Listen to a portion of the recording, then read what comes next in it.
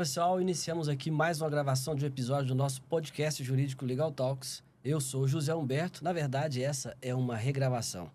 Nós convidamos o professor Denis Xavier para fazer um episódio com a gente e tivemos um problema técnico com aquele episódio, já foi comunicado a vocês nas redes sociais e hoje nós estamos aqui novamente para gravar esse episódio e o professor Denis gentilmente disponibilizou mais uma vez o seu tempo para vir aqui conversar com a gente sobre assuntos muito importantes. Então, hoje nós vamos fazer a regravação do episódio 4, que agora será o episódio 6, para a gente falar de liberdades, sobre aspectos filosóficos na área jurídica e dentre outros assuntos muito importantes. Professor Denis, lembrando, hoje eu tenho aqui também como meu co-host, meu querido professor Eduardo dos Santos, né, professor Eduardo? É um grande prazer. Muito bom dia, boa tarde, boa noite para todos que estão nos assistindo. Eu não sei que horas vocês estão vendo esse vídeo, mas é um prazer estar aqui mais uma vez, junto com o meu querido amigo José Humberto e especialmente com o querido Denis Xavier, de quem eu sou um fã, né, incondicional. Já deixei isso claro no episódio anterior. Eu também. E quero reafirmar isso, que é um grande prazer, professor, ter o senhor aqui. A honra que o toda senhor minha. nos honra com o seu brilhantismo e com as ideias que, no mínimo, nos propõem muita reflexão. Fico feliz em voltar para a gente repropor o papo. Exatamente. Precisava. E lembrando que nos bastidores, já conversei com o professor Denis, ele vai ter que voltar mais uma vez, porque nós precisamos gravar um episódio com o seu também amigo, professor Gabriel Oliveira. Claro, claro. Ele falou que está à disposição, então fica aqui agora meu convite público aqui para que todos possam ver, para que o professor Denis venha fazer outro episódio com a gente, junto com o Gabriel, para a gente fazer outro querido debate. Defensor da liberdade também. Exatamente. É muito bom. O assunto hoje aqui, como sempre, são assuntos polêmicos. O professor Denis tem posicionamentos muito importantes aí em relação às liberdades.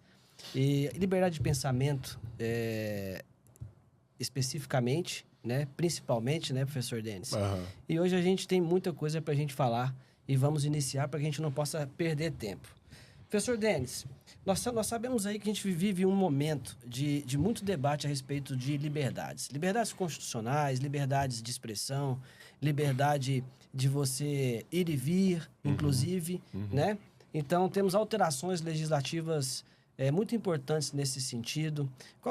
Nesse primeiro momento, qual é o seu posicionamento a respeito dessas movimentações que nós estamos tendo hoje no país?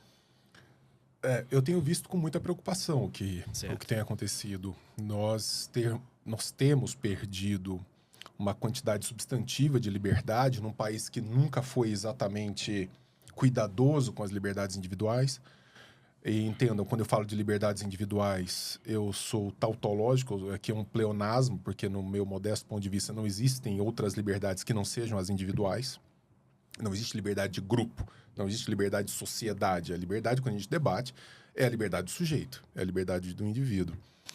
E nos últimos tempos, em especial, por força, inclusive, né, de uma atuação temerária do nosso Supremo, o que a gente vê é um movimento de cooptação de liberdades, de relativização dessas liberdades, a partir de critérios, no mínimo, arbitrários, né, que nunca ficaram muito claros exatamente, coisa que é fundamental no direito. Quer dizer, bom, sim, a ideia de quando os antigos começaram a divulgar a lei em praça pública, a publicização da lei é exatamente para que você possa, quer dizer, olhando para aquilo, publicizado, se portar de acordo, desde que haja um mínimo de concordância na vida em sociedade.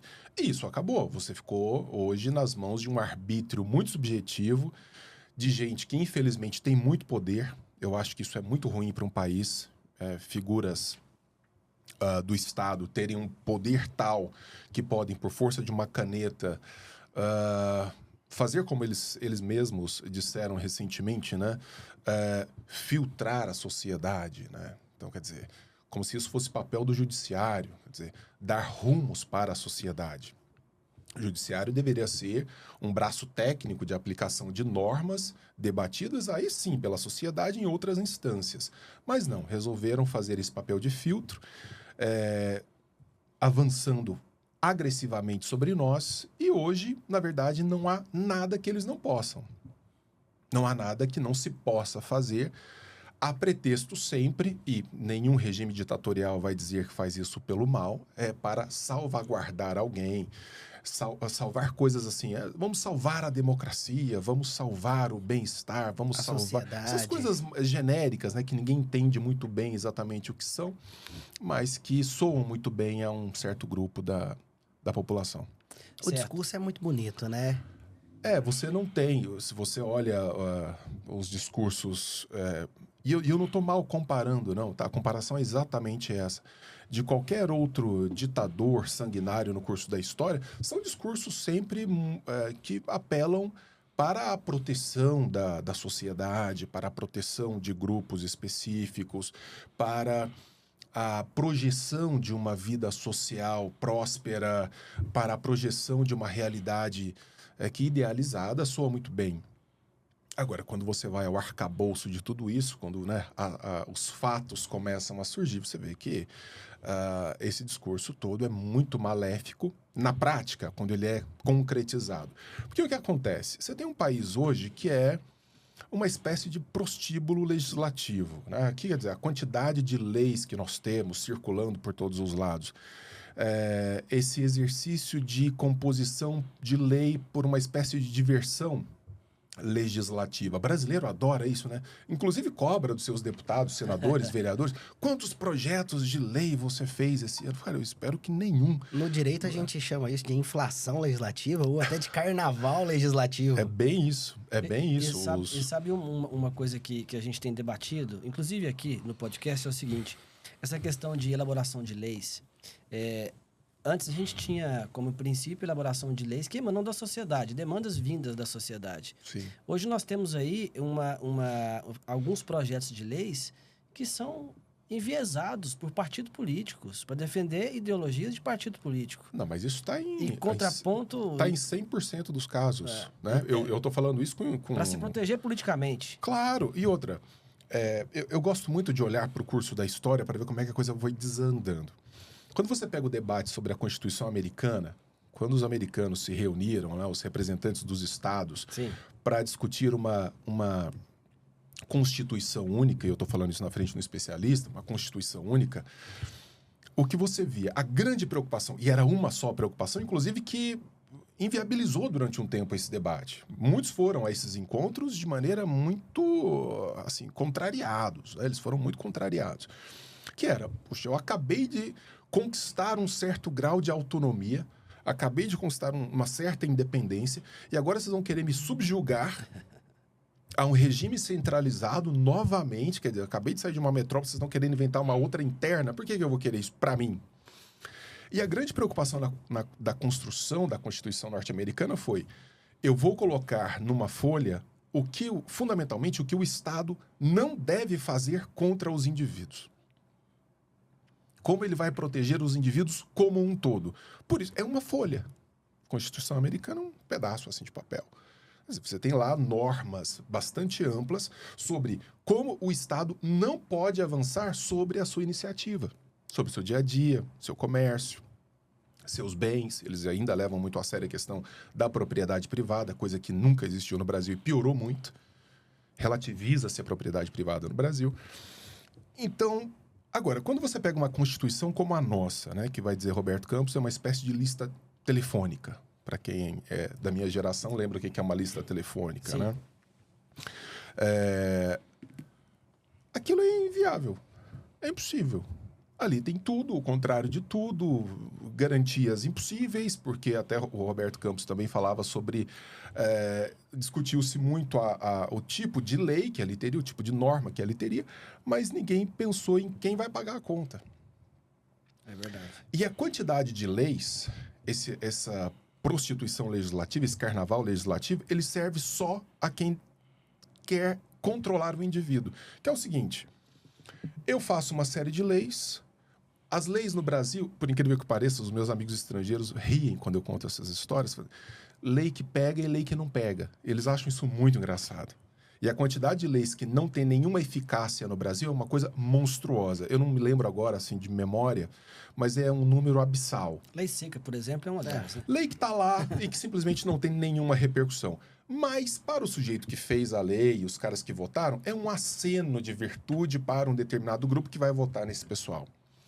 Só que essas leis têm uma serventia para um adversário político, que numa determinada situação pode ir lá pensar isso e te colocar numa situação muito complexa. Aos amigos tudo, aos inimigos a lei. Então, esse é o grande problema. Hoje, eu estou livre no Brasil, e eu não falo isso brincando, não, estou falando sério. Eu estou livre no Brasil, se o cara fizer um corte enviesado de um podcast ou alguma coisa, por ou irrelevância, ou porque os caras estão pensando em outra coisa, mas não tem nada que impeça. Não. Um ministro do STF fala assim, deixa eu dar um cala-boca nesse sujeito e me colocar umas semanas na cadeia, uma multa pecuniária. Suspender suas redes sociais, te impedir de falar. Não é isso? Como já aconteceu com diante. diversas Restrição pessoas. das liberdades, inclusive liberdade de expressão, de expressar aquilo que você não concorda com esse Estado dito democrático de direito que nós vivemos. Eu não concordo nem com democracia. E eu tenho que ter o direito de falar isso. Os porquês. E as pessoas podem concordar ou não. O crime não se dá na fala. O crime se dá na ação. O universo da fala é um universo não ético. Esse é um ensinamento dos filósofos antigos. Você já encontra isso no primeiro tratado ético da história da humanidade, que é a Ética Nicômaco de Aristóteles. Né? O universo da fala é um universo de especulação.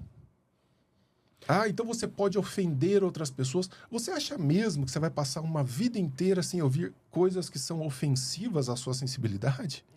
É muito mais o modo como você lida com isso do que impedir as pessoas de dizerem.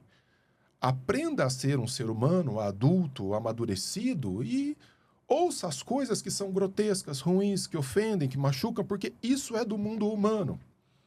Agora, eu não estou falando de ação. Eu não estou falando de agir, de espancar, de bater, de invadir. Não estou falando disso. Estou falando de um debate que se dá no plano da expressão das ideias. Não existe nem pensamento sem exposição do que se pensa, senão seria algo não tem pensamento, sem sentido. Não tem evolução no processo científico, cultural, político.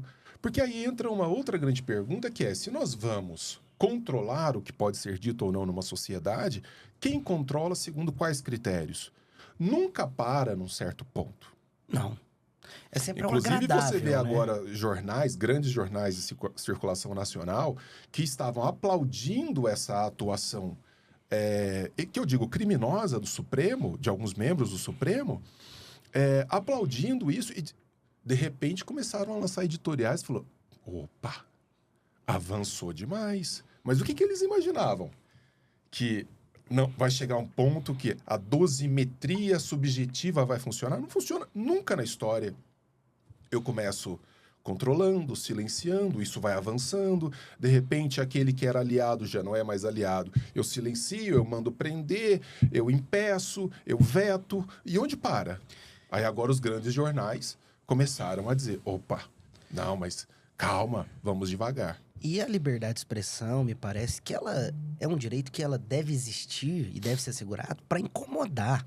A liberdade de expressão... Do contrário, não precisava. A liberdade de expressão não está aqui para quem eu concordo. Então, se eu, sei lá, eu sou cristão, vou à minha igreja e vou ouvir o meu pastor falar o que eu penso. Isso não é liberdade de expressão. Ele está falando o que eu concordo.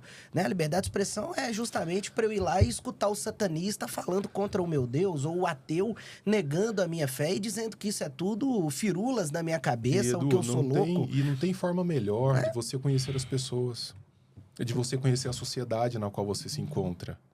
Quando você proíbe por força de lei que uma pessoa diga uma determinada coisa, não é que essa pessoa foi educada a ponto de ter sido convencida a não dizer aquela coisa. Ela só vai dizer isso em ambiente privado ou vai se articular para voltar muito mais forte publicamente, tentando algum tipo de ação, que é muito mais perigoso. Então, se existem ideias ruins circulando, é preciso que elas sejam evisceradas. Nossa, você acredita que aquela pessoa pensa dessa maneira? Eu nunca imaginei. Eu nunca imaginei que aquele cara fosse capaz de dizer uma frase racista, preconceituosa, sexista. É a possibilidade de você colocar a sua sociedade diante de um grande espelho. E só se olhando no espelho você pode corrigir erros. E esses erros são corrigíveis quando a própria sociedade começa a fazer as suas escolhas. Você não precisa de uma lei antirracista nos estádios. Filma o cara fazendo um canto racista. Exponha na sua rede social. Assim, sabe quem é esse cara aqui? Ah, é o José, da empresa tal. Coloque lá. Marca lá. Olha só, não precisa de lei, não precisa de nada.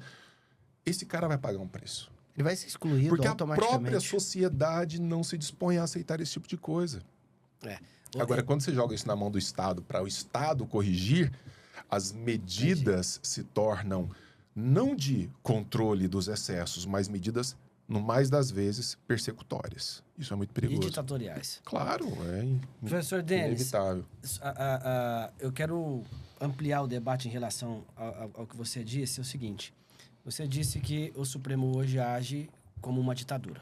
Sim. Uma ditadura do Supremo Tribunal Federal no país.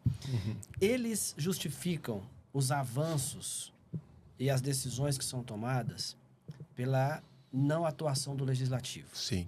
E aí chegam até eles as demandas e eles são, entre aspas, obrigados a decidir sobre aquela situação.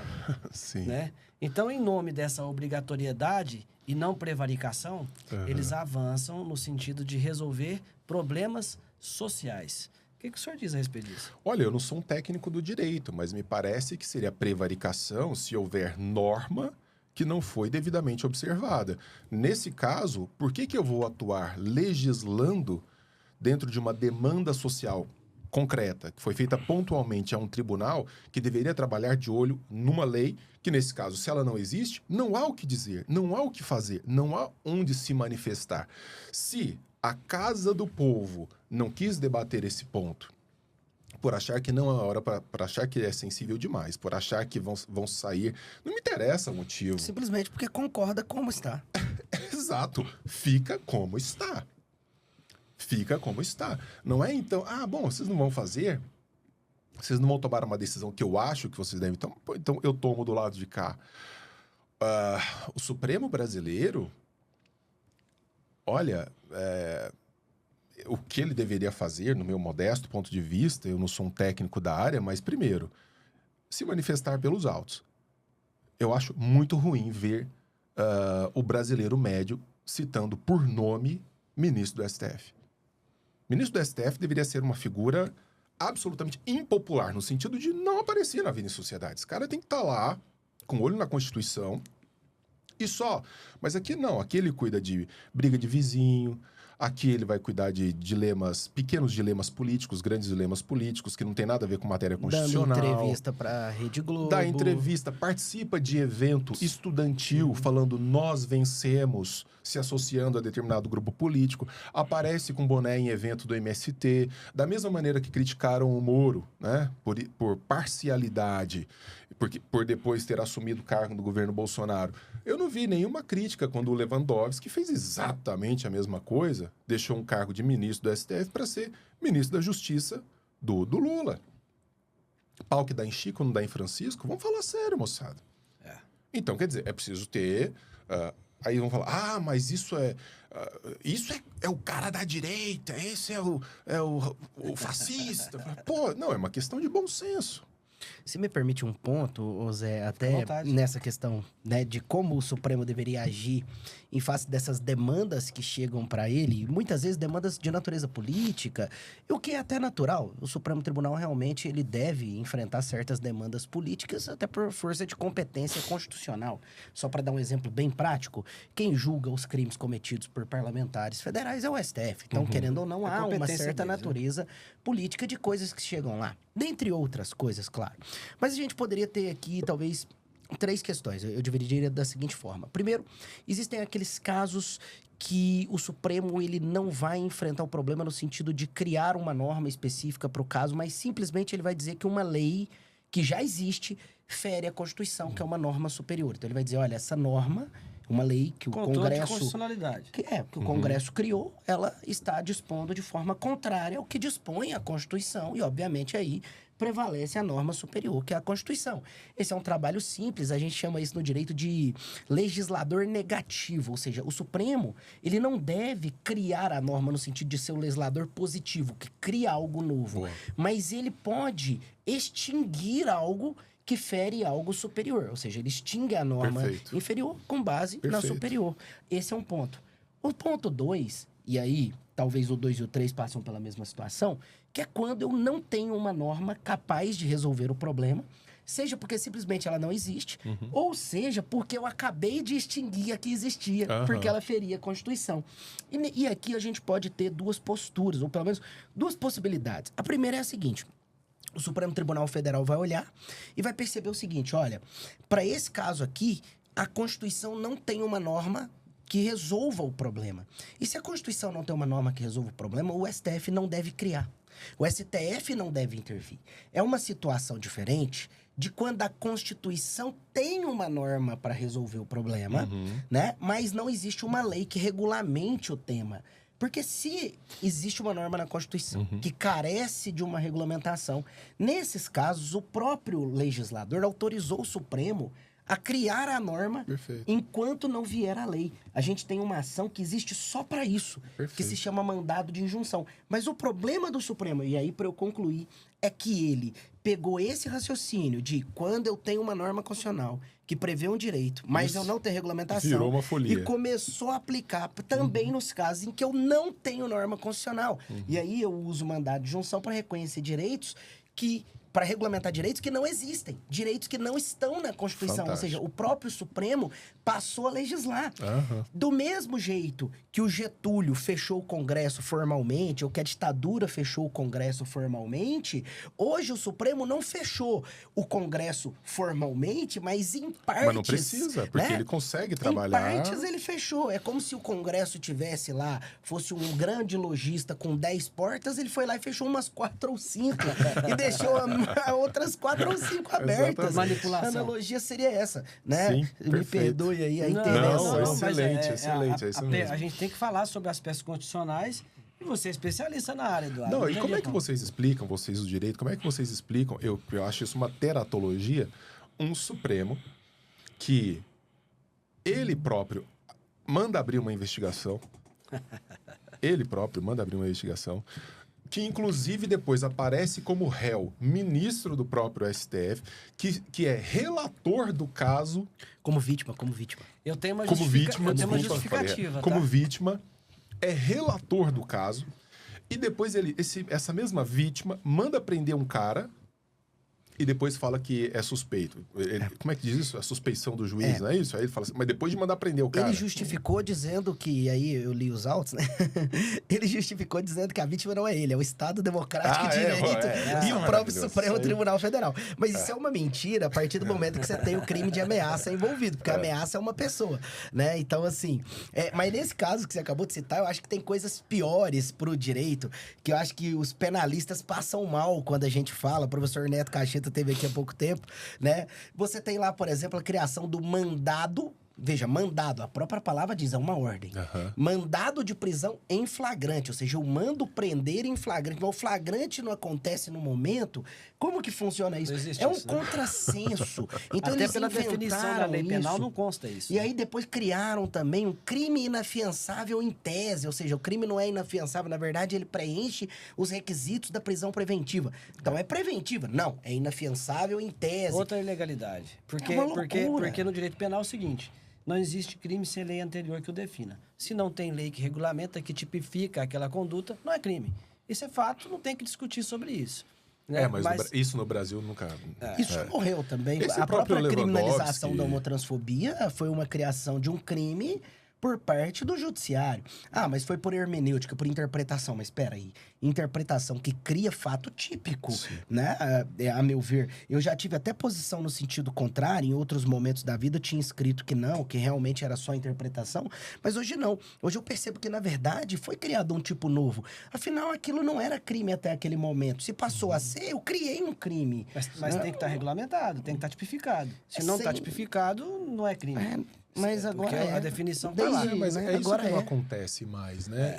Eu me lembro de ter visto, acompanhado, como todos nós, imagino, o impeachment da Dilma. Sim. E quando terminou o processo, vocês se lembram aquela coisa meio atabalhoada e tudo? Quando terminou o processo, bom, tudo bem. Então foi cassada, impeachmentada, 8 anos sem direitos políticos. Não, os caras ali mesmo sob a batuta do Lewandowski, que era o presidente, estava conduzindo os processos. Não, vamos dar essa gorja para ela. Eu falei, peraí, tem um negócio lá na Constituição que são 2 linhas. O que eles alegaram é que existia uma lacuna de interpretação. Mas e que aí criaram aquela uma lacuna de interpretação para uma coisa que não tem nada mais expresso do que aquilo. Esse malabarismo hermenêutico é gritante. Nesse caso da presidente Dilma, da ex-presidente Dilma, foi horroroso pelo seguinte, porque a Constituição é muito clara. Ela não diz, porque ela fala assim, inabilitação para o cargo, ela fala assim, ó, que você vai, a perda do cargo e a inabilitação para o exercício de qualquer outra função pública. Só que ela não fala ou, ela fala e. Não há interpretação, não há possibilidade hermenêutica nenhuma aqui. Porque se, tudo bem, se eu estivesse diante de um texto dúbio, eu entenderia. Sim. Ficou a cargo do tribunal. Acabou. Porque se o texto é dúbio, compete ao julgador interpretar. Não é o caso, ele é muito claro. Voltando aqui na argumentação do professor Denis, em relação à argumentação e a sua pergunta, né? Respeito da questão do inquérito que foi aberto pelo próprio Supremo, é investigado pelo próprio Supremo, o chamado inquérito do fim do mundo, né? Que não acaba nunca. O próprio presidente do Supremo Tribunal Federal, o Barroso, ele teve agora no Canal Livre, a semana passada. Sim. Eu assisti. E ele falou sobre isso. E ele justificou o seguinte, não é que o inquérito não acaba, é que não acabam de descobrir coisas novas dentro do inquérito. As investigações vão trazendo novas situações que não permitem que esse inquérito termine. O que o senhor pensa a respeito disso? Não, eu acho que é uma jogada extraordinária, retórica, técnica, que vai manter essa coisa funcionando no tempo que eles considerarem justo ou necessário. São sempre esses... Platão fala que a palavra é o universo do erro, né? Então você joga com a semântica, você aperta de cá, ajusta de lá, diz... Não, mas tem sempre um data venia, um veja bem, não é... Essa coisa de dizer que quando você ofende ou ataca um ministro do STF, não é o ministro que está sendo atacado, mas é a instituição. Bom, isso daí foi uma sacada extraordinária, porque esses caras se blindaram no grau que ninguém consegue chegar até eles. Eles estão acima da crítica hoje. Claro, e outra. E aí você começa a ver certas mudanças que são bem nítidas e graves. A ministra Carmen Lúcia, há um tempo, ficou famosa com a sua frasezinha, né? Cala a boca, já morreu, quem manda na minha boca sou eu, contra a censura, etc. Agora, mais recentemente, por conta das eleições, não, eu não gosto disso, mas o que ela não disse, mas que está muito claro, não, vamos censurar sim, mas só do mês tal ao mês tal do ano tal. Quer dizer, você começa... É seletivo. A relativizar. Você tem manifestações do STF no sentido de falar, não, essa coisa de controle das redes sociais, isso é muito perigoso, isso é ditatorial. Está lá com o edital aberto, contratando empresas de tecnologia para fazer caça às bruxas nas redes sociais. Então, qualquer menção ao STF, tudo isso vai ser agora vigiado. É o grande irmão, né, com as suas telas, olhando para todo mundo, porque você está fazendo ou deixando de fazer, é uma ameaça muito grande. Eu fico bem preocupado. A justificativa para essa atuação em referente a essas práticas ditas criminosas em ambientes virtuais é o seguinte, qual que é a justificativa? A partir do momento que você faz uma apologia ao crime, aí, no caso, eles dizem que a apologia seria ao Estado Democrático de Direito. E aí temos tipificação penal para isso. Então não pode ter mais a marcha da maconha. Então eu tenho que parar de falar nos podcasts essas coisas, que eu sou contra o regime democrático. Eu acho que o regime democrático, ele é inviável do ponto de vista mas a justificativa que se tem é isso. Está incitando, afrontando o regime democrático, o Estado Democrático de Direito. E aí nós temos lá a tipificação penal, em relação a esse tipo de crime. E aí a justificativa que se tem para fazer essa vigilância e esse controle é em cima dessa situação. É crime de opinião. É crime de opinião. Que foi o que manteve, em larga medida, aquele deputado Daniel Silveira, alguma coisa. Isso. Não sei se ele está preso até hoje. O cara com prerrogativa de foro, que disse lá que tinha que bater em ministro do STF com gato morto até o gato miar. Vamos prender esse cara por dizer isso. Por quê?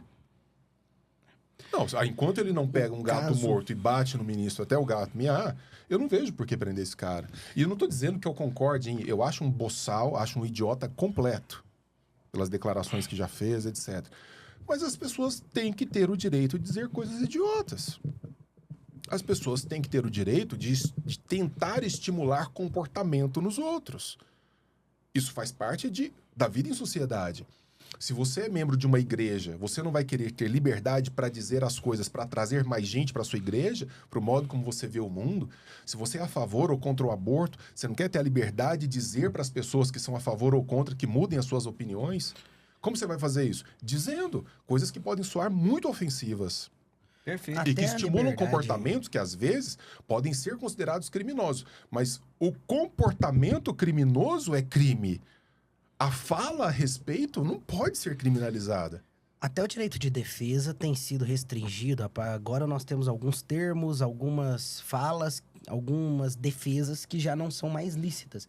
Você não pode usar aquela defesa. Você usa aquela defesa, acabou. Você tem que anular o julgamento por completo, né? Nós estamos vendo isso, não é o primeiro caso, já foram uns 2, 3 casos nesse sentido.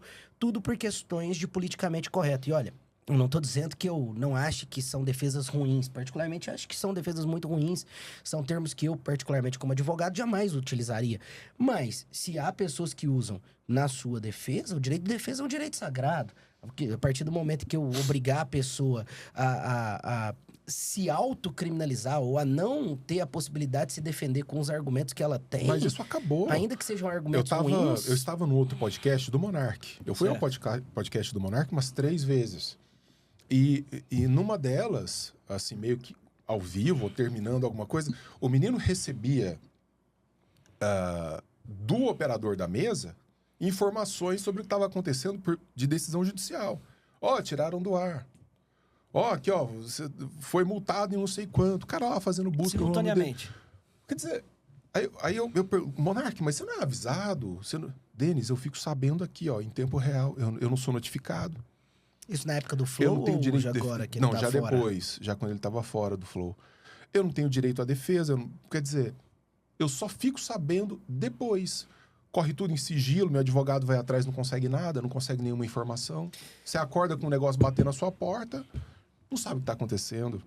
Olha, outro dia, uma repórter, uma jornalista, e o ministro do STF autorizou que ela divulgasse isso, falando que a partir de agora não é a relação de amor. A gente pode interpretar dessa maneira, mas a relação de paz com o governo acabou. Um ministro do STF que autorizou, não deu o nome do ministro, mas que autorizou a jornalista a dizer isso. E a jornalista dizendo isso sem dar um soco na mesa. Quer dizer, como é que um ministro do STF declara publicamente que não, agora acabou a boa relação que a gente estava tendo com o governo? Desde quando o STF tem que falar de boa relação ruim com outro poder, seja lá o que for? Existem definições constitucionais, né, professor Eduardo, que diz o seguinte, que devem ser relações harmoniosas entre os poderes. Está ferindo aí a Constituição de novo. O harmônico, ele não significa pacífico, no sentido de que entre eles não hajam rusgas ou divergências. O harmônico significa diálogo, ou seja, nós devemos buscar o diálogo sempre que possível. O que o professor Denis disse foi exatamente isso, acabou o diálogo. O diálogo acabou, isso é péssimo, né? Mas veja, porque quando você fala a crise entre os poderes, ela é, no meu modesto ponto de vista, tá, Edu? Ela é fundamental num processo de regime democrático. Sim.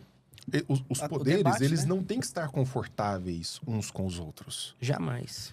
Quando eu vi aquela cena dos 3... do presidente do STF, do presidente da República, o presidente do Senado, da Câmara dos Deputados, passando abraçadinhos de uma praça para outra ali em Brasília, por ocasião foi janeiro, né? 8 de janeiro. De 8 de janeiro. Era tudo que eles queriam.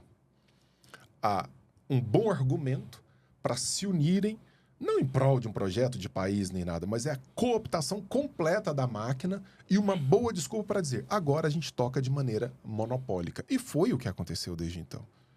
Eu lamentei muito aquele 8 de janeiro. Uma coisa imbecil, sem sentido, do desespero, de gente despreparada, que deu um grande presente para quem tem mentalidade totalitária. A gente está tomado de líderes com mentalidade totalitária. Esses caras não queriam outra coisa na vida. E desde então tem sambado, né, nas nossas vidas. Isso que você falou, eu acho que é extremamente importante, né? Não importa de que lado, acho que nós estejamos da política, acho que ninguém concorda com o que aconteceu no 8 de janeiro. Ninguém é a favor vandalismo, de que coisa sem adentre sentido. dentro dos prédios, Claro, que se faça aquilo. claro. Aquilo é uma boçalidade por si só. Ninguém aqui é a favor disso. Agora, realmente, o Brasil, acho que tanto de um lado quanto do outro, tem líderes totalitaristas. Tem líderes, ou eu não vou dizer totalitaristas no sentido ditatorial clássico, mas com um grande viés totalitarista. Um viés... A gente escuta muito hoje, né? Talvez o Denis até vai poder nos trazer mais coisas sobre isso, mas a gente escuta hoje muito sobre fascismo, né? Você é fascista, isso é fascista, isso é fascista. E as pessoas não sabem do que elas estão falando. Porque se elas soubessem do que elas estão falando, elas iam entender, por exemplo, se a gente pegar a obra do Norberto Bobbio, ou do Humberto Eco, ou da Hannah Arendt, lá nas origens do totalitarismo, por exemplo, a gente vai identificar que o fascismo é um movimento que, dentre outras coisas, a principal característica, ou pelo menos o nascedouro do fascismo, é a limitação da liberdade de expressão. É o primeiro passo. O primeiro passo é, eu vou limitar, restringir a liberdade de expressão. E o segundo passo é a criação do inimigo invisível, o inimigo inventado. Eu crio o meu inimigo. Do líder todo-poderoso. Exato, e aí vem o líder, e aí vai indo. É um passo, né? Eles são... É matematizado. Né? É exatamente assim. Mas a gente não pode... te cortando um pouquinho, Eduardo, vamos provocar o professor Denis aqui. A gente não pode dizer que esse aspecto de inimigo invisível e de totalitarismo, a gente não começou com essa conversa através do governo Bolsonaro, por exemplo? Eu acho que nunca deixou de estar presente. Mas isso não foi fortalecido? Porque o Bolsonaro sempre bateu numa luta contra o bem e o mal, e um amigo invisível aí, claro, que todo essa ideia de um antagonismo político, isso é fundamental para os regimes coletivistas, /totalitários, populistas, demagógicos, é fundamental. Você nunca vai ver um Lula na avenida por um impeachment de Bolsonaro e vice-versa. Eles se retroalimentam, eles se alimentam um do outro. Então, é preciso manter esse adversário latente, né? Esse grande inimigo latente, e daí entram elementos religiosos muito fortes. Você pode ver que a questão política, especialmente na América Latina, que depende muito desses regimes demagógicos, flerta muito com elementos religiosos, porque são as paixões, são as ideologias que tornam esse movimento todo irracional e patológico, né? Você passa a ver... Bom, aquele cara tá ali, se eu cochilar, se a gente não se mobilizar, o inimigo vai voltar. E aí você cega para os problemas reais que estão acontecendo sob a batuta do seu líder. Eu me lembro que nos anos Bolsonaro, que eu fazia as diversas críticas que eu achava que deveria fazer, e no inbox o que eu recebia era assim: professor Denis, não faça isso. Ele já é muito criticado pela oposição. O senhor vai ajudar a trazer o PT de volta e não sei o quê. Quer dizer, não é o que ele está fazendo. Não importa. Não são as ações que ele está tomando que vão trazer o PT de volta, ou seja lá quem for de volta. É um controle de pensamento, a manipulação. Estou dizendo que você está fazendo uma bobagem, estou dizendo o porquê. Então, ou você adere completamente, ou você é um adversário, você é um inimigo. Essa é uma visão... ou você tem que ser comunista ou fascista. Não existe outra opção. Mas aí, de novo, eu quero trazer ao assunto o seguinte. Quando a gente fala em manipulação de pensamento para regimes ditatoriais, para fascismo, aí a gente pode voltar lá no gabinete do ódio do governo Bolsonaro, onde criavam assuntos que não existiam para fazer uma cortina de fumaça para assuntos importantes que estavam sendo tratados. Sim. Isso não seria uma manipulação para... Completa. É isso que eu imagino. Agora eu fiquei sabendo que... Agora tem outro gabinete... Tem um outro, né? No governo Lula. No governo Lula. Mas não muda. É exatamente isso. Porque a gente não está combatendo o verdadeiro inimigo, que é o coletivismo. O coletivismo, essa ideia, né, que eu já escrevi livros sobre isso, falo sempre sobre isso, tentando chamar a atenção das pessoas, que ficam muito nessas categorias, que eu acho inclusive anacrônicas de direita e esquerda, mas o coletivismo é um tipo de pensamento que vai colocar o indivíduo como uma peça, que está muito na visão do fascismo. Fascismo, nazismo, comunismo são filhos da mentalidade coletivista. Sim. Que colocam o indivíduo não como um sujeito dotado de direitos específicos ou como um fim em si mesmo, mas como um meio para realizar uma visão de grupo, de classe, de Estado, seja lá o que for. Então você pode ver que os coletivistas, eles nunca falam em indivíduos, eles sempre falam em grupos, classes, governo, Estado, etc, etc. As mulheres, os pretos, os gays... Você precisa tratar as pessoas de maneira massificada e qualquer indivíduo dentro desses grupos que destoe, ele tem que ser imediatamente afastado, ele tem que ser silenciado, ele tem que ser desautorizado.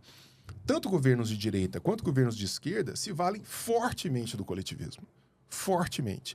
Então, a questão é, não importa se a coleira é vermelha ou verde e amarela. Eu preciso me livrar da coleira.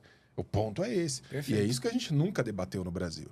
Perfeito. Então, são políticos que têm muito poder. Mesmo os liberais brasileiros, muitas vezes mal preparados, idolatram figuras políticas. Um ser humano adulto que chama um político de mito merece tratamento psiquiátrico. No mínimo. Esse cara não entendeu nada de política. Aliás, um ser humano adulto que acha que a solução das coisas vai passar pelas mãos de políticos e não antes por processo educacional sério, por educação doméstica, pelo modo como você trata o seu filho, como você educa o seu filho. Porque escola não tem que educar ninguém. Escola é processo, vamos dizer, formativo técnico.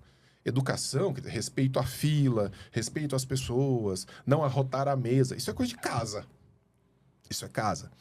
Se não for por aí para depois rebater na vida política, agora não. Brasileiro, assim, critica político, fala mal, não sei o quê, mas na hora que vê, foto, me dá um autógrafo, me dá um favor, faz alguma coisa por mim. São figuras ilustres. E daí, em vez da técnica política, né, da arte política ser usada para impedir que outros tomem nacos da minha vida, do meu tempo, da minha propriedade, etc., eu autorizo figuras políticas a legislarem, autorizando essas figuras a tomarem legalmente nacos da minha propriedade, da minha vida.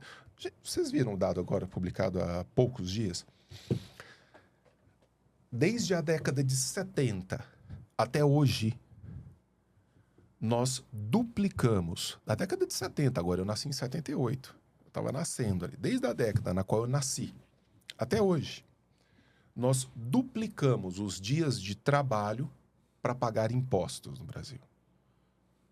Hoje, nós temos que trabalhar aproximadamente 160 dias. Eles falam 155. 155 dias no ano. Tudo que você trabalha em 155 dias no ano não é seu. Vai para o Estado. É bem mais do que isso, porque o corte da pesquisa ele é bastante restrito. E o brasileiro médio nem sabe quanto paga de imposto exatamente. É mais do que isso. Quando você faz a conta, incluindo todos os modelos de impostos e impostos... Tem um exemplo aqui daquela outra vez, assim, é uma coisa bizarra. Não, esquece. Assim. Então, e o que melhorou em termos de entrega? O Brasil, em 30 países analisados, é o último do mundo na relação cobrança de impostos e devolução na forma de serviço público. Custo-benefício é horrível. Roubo. O Estado rouba do brasileiro. Ele rouba. Então, quando eu falo que imposto é roubo, por quê? Você não tem apelo. Você não tem a quem recorrer. Você não tem a quem recorrer. Tá? Então, qual que é a diferença entre um delicioso ato de amor e uma agressão sexual? A aceitação dos agentes envolvidos. Não existe aceitação do sujeito. Independe da aceitação do sujeito. O Estado vai lá e enfia a mão. Em estados perdulários, como o nosso, que eu tenho que sair distribuindo favores a grupos que me apoiam politicamente, a solução passa nunca pelo enxugamento da máquina, mas por cobrar mais do sujeito. Então, de 155 dias vai para 160, vai para 170, 200 dias, 210 dias e assim vai. Nós é porque não temos vergonha na cara. Brasileiro não tem vergonha na cara. Nós somos medíocres. Nós somos um povo medíocre. Por muito menos, revoluções foram instauradas em outros países. Por muito menos. Até aqui foram tentadas, com muito menos do que isso. Nós temos aceitado isso. E você tem um presidente da República, e eu não estou dizendo que seja só esse presidente, porque isso é histórico, que agora se surpreendeu com a quantidade de gente subsidiada que existe em certos grupos. Como? Dezenas de bilhões de reais subsidiados sem nenhuma contrapartida. O ministro da economia dele apresentou os números agora, ele tomou um susto. O presidente da República que vive falando em vamos gastar mais, o que tem que gastar mais? Tem estado do Brasil que tem mais beneficiário do Bolsa Família do que pessoas com carteira assinada. Tem estado do Brasil? Não, senhor. São 70% dos municípios brasileiros. Isso é uma loucura. São 70% dos municípios brasileiros. E eu não estou aqui dizendo que não haja pessoas que não precisem desse benefício. Mas o sucesso do benefício é quando ele é diminuído e não aumentado. Se você tem um benefício como esse, um benefício social, que ele só faz aumentar, isso denuncia o fracasso das políticas que você está adotando, e não o contrário. O grande sucesso é, ao final do ano, um presidente da República chamar um comunicado nacional e falar assim: excelente notícia, acabamos de tirar 50 milhões de indivíduos do Bolsa Família. Maravilha! Parabéns, é isso. Estão empregados, estão trabalhando, estão entregando. A questão dos impostos, a justificativa que se dá agora no atual governo é de que conseguiram finalmente fazer a reforma tributária e que um dos objetivos dessa reforma tributária é diminuir a carga de impostos em cima do cidadão. O senhor acredita que isso vai acontecer? Eu paro de fazer tudo que eu estou fazendo na vida e vou plantar cenoura numa chacrinha qualquer se isso acontecer. E eu vou furar os buracos para você. Não cai. Não cai. O que houve foi um reajuste de burocracia que tem talvez um único pequeno benefício: mostrar com um pouco mais de clareza o quanto o cidadão médio brasileiro é roubado. Então talvez a gente vá conseguir ver com um pouco mais de clareza. Eu gosto muito de um sistema que acontece em alguns estados dos Estados Unidos, que você paga pelo produto, ou melhor, você olha lá, tem o preço do produto, e depois os impostos são apresentados à parte, para que o sujeito tenha clara noção do que ele está pagando de imposto naquele produto. Eu acho que se isso acontecesse, a gente talvez começasse um processo Me parece que o Estado de São Paulo adotaram esse método. Eu não tenho certeza, mas se for é muito bom, porque isso já começa a eviscerar o problema e mostrar o tamanho dele. Quer dizer, o quanto você paga de imposto. Eu outro dia fiz um cálculo assim de padaria. Então você contrata um sujeito, o salário que você paga a ele, na verdade, ele é duplicado, porque praticamente o mesmo tanto vai para o Estado, em termos de taxas, impostos, etc, etc. O salário mínimo é isso. Depois, esse salário que você recebe líquido, já depois de todos os descontos, tudo que você consome tem imposto. Você vai fazer uma compra do supermercado, tudo tem imposto. Aí você tem que pagar IPVA, você tem que pagar IPTU, você tem que pagar. Se alguém da sua família morre agora, o Haddad já criou um imposto muito maior para imposto sobre herança. E, quer dizer, você no Brasil já nasce, esse número agora foi recalculado nos últimos dias, pelo simples fato de nascer no Brasil, você já nasce devendo 33 mil reais. Você pega a dívida pública e divide pelos 200 e tantos milhões que nós somos, você nasce com um boleto de 33 mil reais colado na sua testa. Para ter o quê? Que escola que você tem? Que universidade que você tem? Que SUS que você tem? A primeira coisa que um brasileiro médio faz na hora que ele começa a ganhar um pouquinho mais de dinheiro é se livrar imediatamente de saúde pública, escola pública, tudo aquilo que é público, porque é de baixíssima qualidade e que muitas vezes significa para ele a morte. Ele vai se matar para pagar para a família dele plano de saúde privado, escola privada. Ele vai tentar se matar para morar num condomínio porque ele não tem segurança pública. Então, peraí, o que Maria leva? Porque eu estou sendo atacado dessa maneira em 160 dias de trabalho. para sustentar uma máquina que não me entrega nada a não ser corrupção, decisões populistas, coletivistas, que só servem para trabalhar processos de reeleição de grupos políticos. Professor Denis, fazendo aqui uma provocação. O que dizem a respeito do Estado hoje do Brasil, principalmente no que diz respeito à saúde pública, é que nós temos um sistema único de saúde que é invejado pelo mundo todo. Isso não seria um ponto significante do uso desses impostos para viabilizar esse SUS? Ele é invejado? Talvez seja invejado como Paulo Freire é estudado mundo afora, né? Elogia-se muito, aplaude-se muito, mas ninguém quer, né? Ninguém quer aplicar, ninguém quer trazer isso para dentro de casa. Eu não digo que num sistema que envolve milhões e milhões de pessoas, você não veja aqui ou ali pequenos exemplos que digam, nossa, olha que maravilha o SUS. Mas o fato é que o SUS... Depois, tenho a curiosidade de ver quanto custa para manter o SUS, quando cada pessoa tem que pagar de imposto para manter o SUS. Não existe gratuito, não existe gratuidade. O que você está me dizendo é que faz sentido. Na minha lógica, isso não funciona, mas eu tenho as minhas limitações. Vejam vocês se funciona. Que eu tenho que tirar um naco de dinheiro de todos os cidadãos que estão aqui para centralizar na mão do Estado, porque ele vai conseguir redistribuir isso com uma competência que esses próprios cidadãos não conseguiriam fazer. Mas isso é antilógico, porque o que se tem, na verdade, é que quando esse dinheiro vai para a mão do Estado, boa parte dele fica com a burocracia. É sugado pela própria estrutura. E eu dou um número. Classe E brasileira paga, em média, a cada R$4 de impostos que ela paga, R$1 volta para ela, na forma de serviço público. Mal e porcamente oferecido. Outros R$3 ficam na máquina. O que mais paga... seria o que menos tem.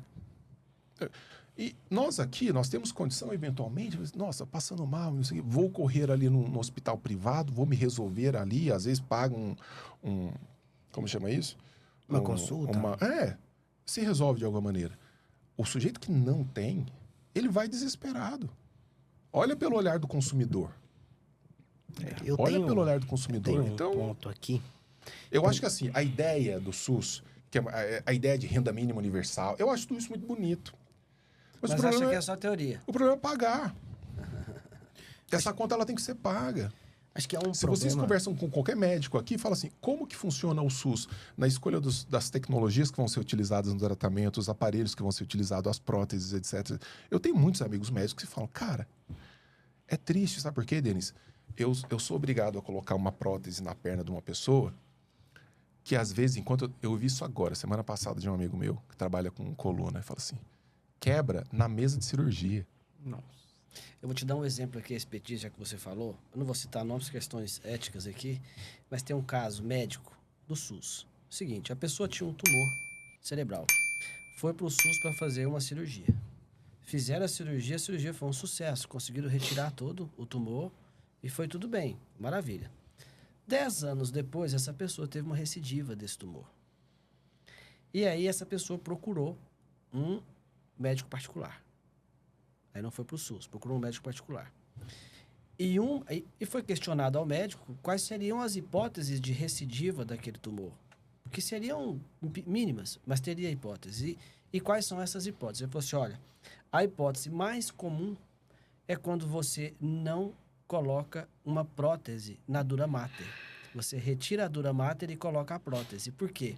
Porque fica resquícios ali microscópicos e essa recidiva acontece. Na rede particular, a gente coloca a prótese.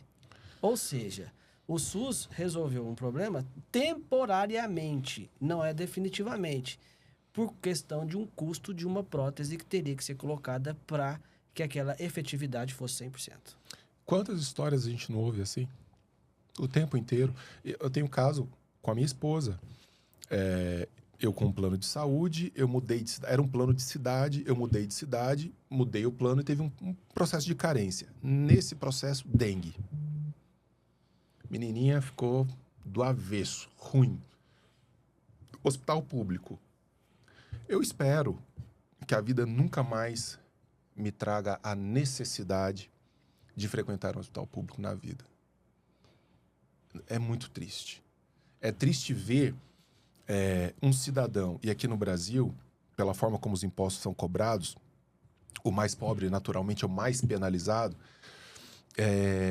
na fila de um hospital, implorando por uma ajuda, que às vezes a máquina simplesmente não consegue entregar, ou marca uma consulta, fala, tem suspeita de câncer, volta daqui 3 meses. Assim, pensando em termos humanos, como é que você dorme? Tem uma suspeita de câncer, não, volta daqui não sei quando. Eu preciso de uma prótese para o joelho. Outro dia saiu num grande canal de TV mostrando isso no Rio de Janeiro. Sistema público de saúde. Não, eu estou aqui há 7 anos precisando de uma prótese de joelho. Na cadeira de rodas. É um absurdo, né? É muito tempo. Aí você vai me dizer que... Então, de novo, claro que você vai encontrar em milhões de casos alguns que são inspiradores. Fala, o SUS salvou não sei o quê e tal. Maravilha, ótimo. Mas não há nada gratuito. Esse é um dinheiro que é tirado das pessoas para manter essa máquina que fosse administrado como administramos a coisa privada. Eu não vou nem discutir que você tem que ser público ou não público, mas eu tô falando de técnicas de administração. Talvez a gente não tivesse muitos... Teríamos eu não gosto de emitir minha opinião, mas eu vou emitir minha opinião a respeito desse tema. É o seguinte, eu acho que o Sistema Único de Saúde, ele é bom, mas eu acho que ele é mal gerido. A gestão é ruim. A ideia é boa. A ideia é boa e funciona. Tanto é que vimos aí na pandemia, a eficácia da distribuição de vacinas foi uma coisa que foi comentada no mundo inteiro. Uhum. Mas eu acredito que a gestão é mal feita.